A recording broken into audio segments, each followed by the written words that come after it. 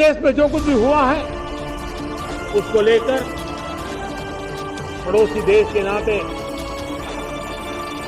चिंता होना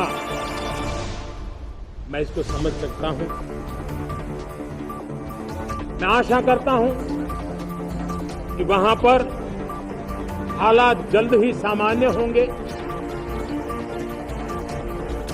खास करके 140 करोड़ देशवासियों की चिंता कि वहां हिंदू, वहां के अल्पसंख्यक समुदाय की सुरक्षा सुनिश्चित हो।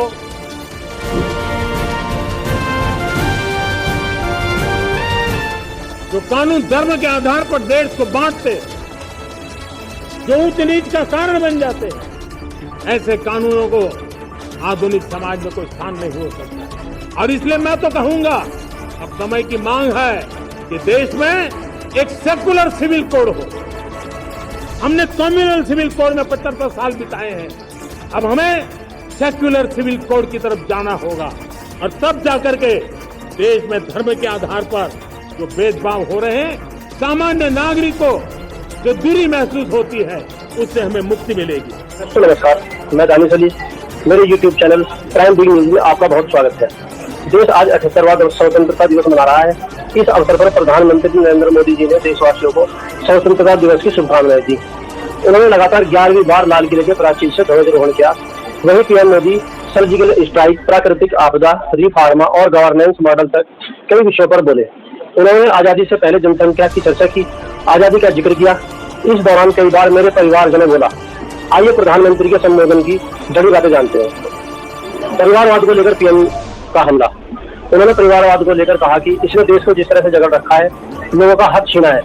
इनका मूल मंत्र है of the family, by the family, for the family. उन्होंने कहा कि तीसरी वाली तुष्टिकरण है जिसने देश के मूलभूत चिंतन को नुकसान पहुंचाया है। हमें इब्राहिम के खिलाफ पूरे समर्थन के साथ लड़ना होगा।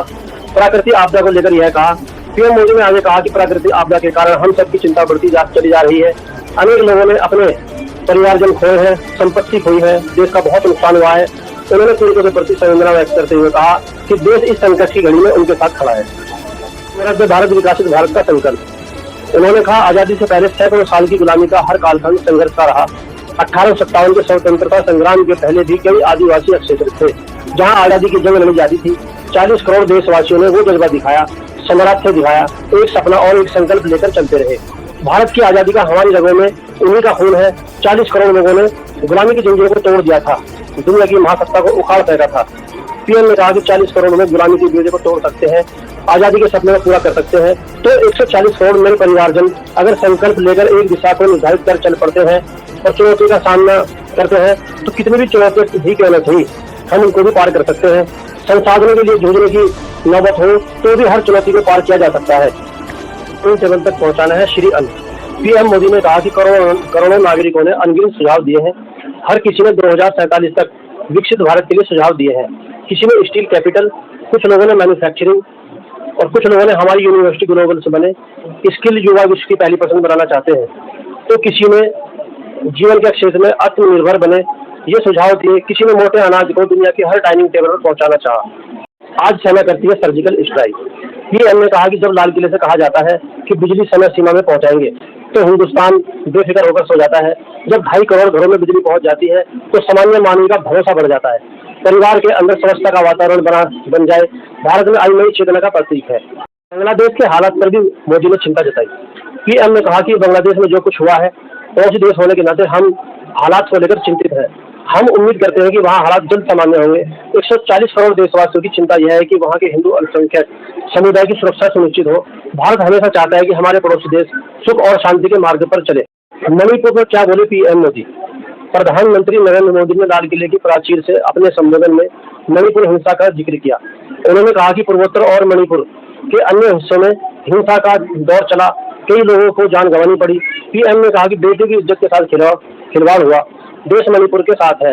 अब शांति की खबरें आ रही हैं, शांति से ही समाधान का रास्ता निकलेगा।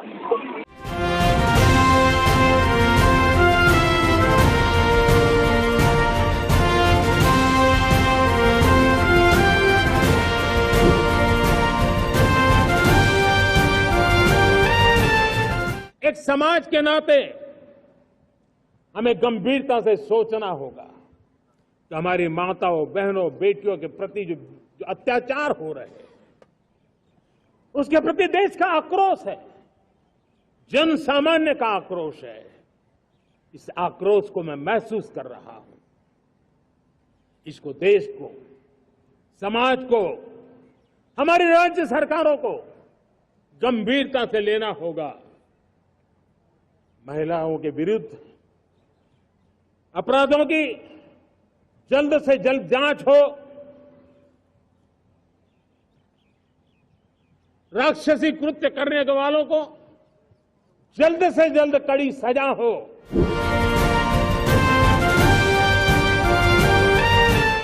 बांग्लादेश में जो कुछ भी हुआ है उसको लेकर पड़ोसी देश के नाते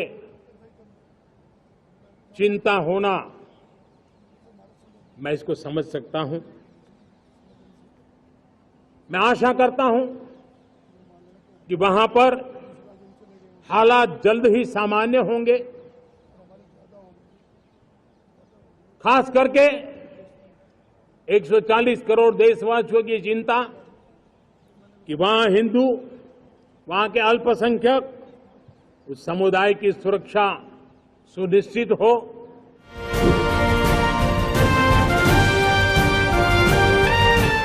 जो कानून धर्म के आधार पर देश को बांटते हैं, जो ऊंच नीच का कारण बन जाते हैं, ऐसे कानूनों को आधुनिक समाज में कोई स्थान नहीं हो सकता है। और इसलिए मैं तो कहूंगा, अब समय की मांग है कि देश में एक सेकुलर सिविल कोड हो। हमने कम्युनल सिविल कोड में 75 साल बिताए हैं, अब हमें सेक्युलर सिविल कोड की तरफ जाना होगा। और तब जाकर के देश में धर्म के आधार पर जो भेदभाव हो रहे हैं, सामान्य नागरिक को जो दूरी महसूस होती है, उससे हमें मुक्ति मिलेगी।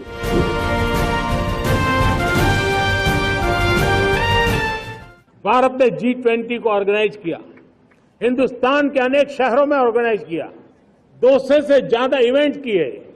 पूरे विश्व में G20 का इतना बड़ा व्याप, इतना बड़ा कार्यक्रम कभी नहीं हुआ, इस बार हुआ। इसने एक बात सिद्ध कर दी है कि भारत में बड़े से बड़े कार्यक्रम ऑर्गेनाइज करने की ताकत है। भारत को किसी को भी हॉस्पिटैलिटी का सामर्थ्य भारत में सबसे ज्यादा है। अगर ये सिद्ध हो चुका है तो साथियों, हिंदुस्तान का सपना है कि 2036 में जो ओलंपिक होगा वो मेरे हिंदुस्तान की धरती पर हो।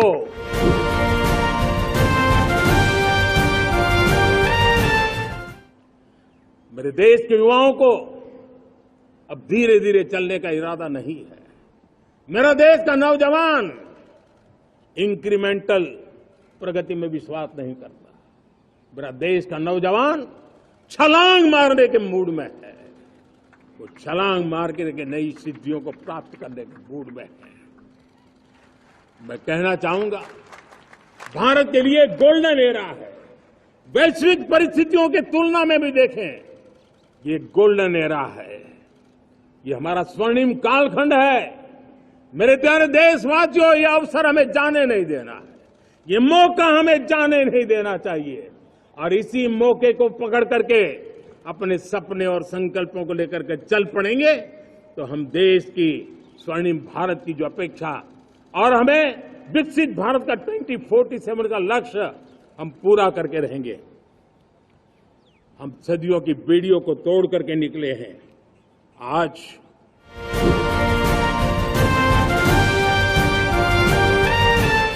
पिछले एक दशक में अभूतपूर्व इंफ्रास्ट्रक्चर का विकास हुआ है। रेल हो, रोड हो, एयरपोर्ट हो, पोर्ट हो, ब्रॉडबैंड कनेक्टिविटी हो,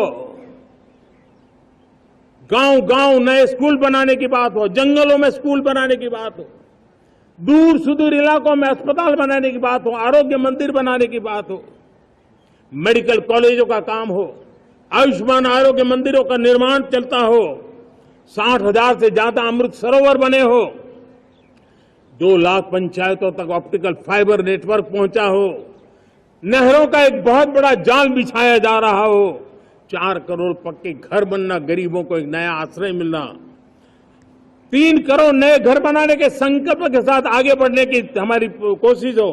हमारा पूर्वी भारत, नॉर्थ ईस्ट, उसका इलाका आज इंफ्रास्ट्रक्चर के लिए जाने जाना लगा है। और हमने ये जो कायाकल्प किया है, उसका सबसे बड़ा लाभ समाज के उन वर्गों तक हम पहुंचे हैं जो ग्रामीण सड़कें वहां बनी है जिनकी तरफ कोई देखता नहीं था, जिस इलाकों को नहीं देखता था, जिन गांवों को नहीं देखता था।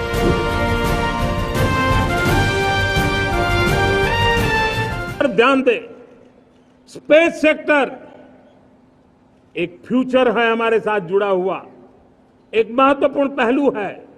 हम उस पर भी बल दे रहे हैं। हमने स्पेस सेक्टर में बहुत रिफॉर्म किए हैं।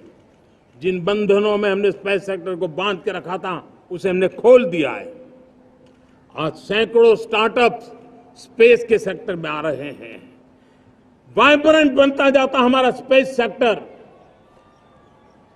भारत को एक शक्तिशाली राष्ट्र बनाने का एक महत्वपूर्ण अंग है और हम इसको दूर की सोच के साथ मजबूती दे रहे हैं। आज private satellite, private rocket launch हो रहे हैं। ये गर्व की बात है। आज मैं कह सकता हूं, जब नीति सही होती है, नियत सही होती है और पूर्ण समर्पण से राष्ट्र का कल्याण यही मंत्र होता है, तो निश्चित परिणाम हम प्राप्त करके रहते हैं। मेरे प्यारे देशवासियों,